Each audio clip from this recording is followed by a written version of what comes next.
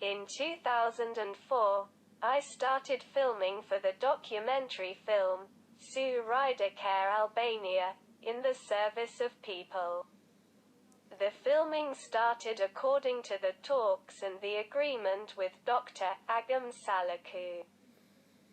The team of the association and the anesthetist by profession, Fatmir Prifti. But in the association he had the role of administrator. President of this charitable association, which had a hospice for the terminally ill, was the president of the Academy of Sciences, Ryder Bekaraj.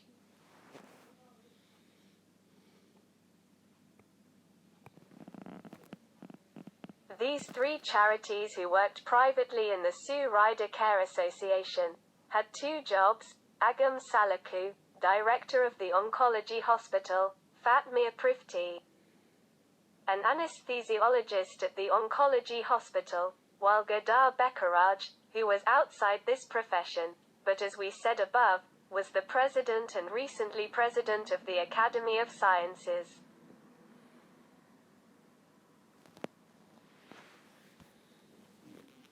In a word, people who are quite integrated in society and with good salaries and many other benefits that resulted from the fact that Fatmir Prifti was the son-in-law of the President of Albania, Mr. Alfred Moisiu. President Ryder Bekaraj, very enthusiastic about the film, gave an interesting interview showing how he became the promoter of the birth of the association. From an important acquaintance he had at La Sapienza University. Unfortunately, Fatmir Prifti did not like this interview, who, as President Moisiu's son-in-law, ordered me to cut Ryder's interview right there, where he mentions that he was the promoter of the foundation of the association. I did as the priest administrator told me.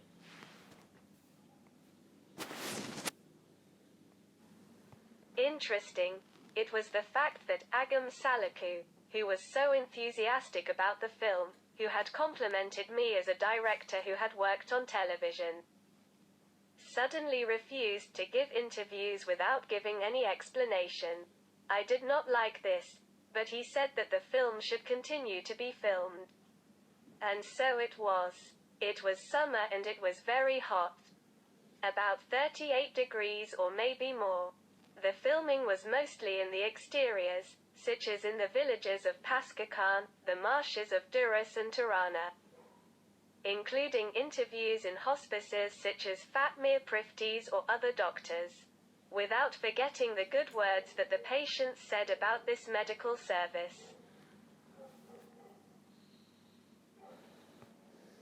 The medical staff, both in Tirana and in Durrës, were enthusiastic about the documentary and quite friendly in communication and dedicated. This gave me some support to try to make a documentary as dignified as possible. Time he would show it. Because in the back of the scene, Intrigue was sleeping. It is the professional contradictions they had between them, and these would bring out the anger in the film, as the people say.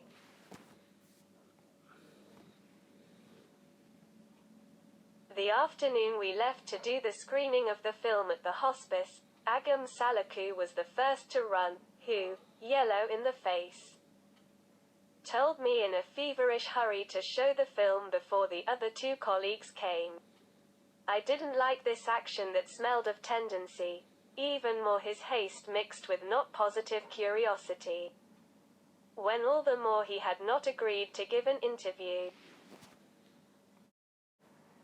Seeing that he was standing around like a mule to watch the movie in front of other colleagues, I showed him the movie. He didn't sit down but leaned against the desk and looked very tense, and from time to time he told me to go ahead, skipping episodes or interviews. Evil shone on his face without color. I felt that he was trying to throw down the film, and I was not wrong at all. When Fatmir Prifti arrived and apologized for the delay, but also asked why he was in a hurry to watch it without him, Agam Salaku defiantly told him that the film was not made, it was a failure. I felt very sorry for this little man and his weakness. He had the audacity to throw down my documentary, watching it piece by piece and not to the end.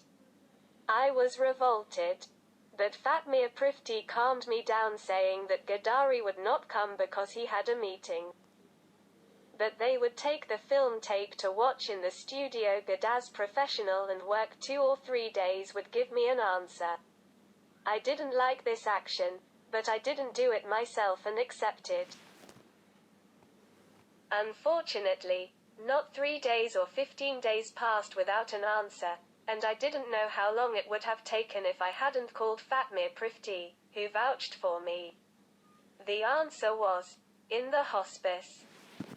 Fatmir, sitting at his desk, looked red in the face when he saw me and quite worried, but he kept himself. I was waiting for a moment for him to give me cash for the documentary.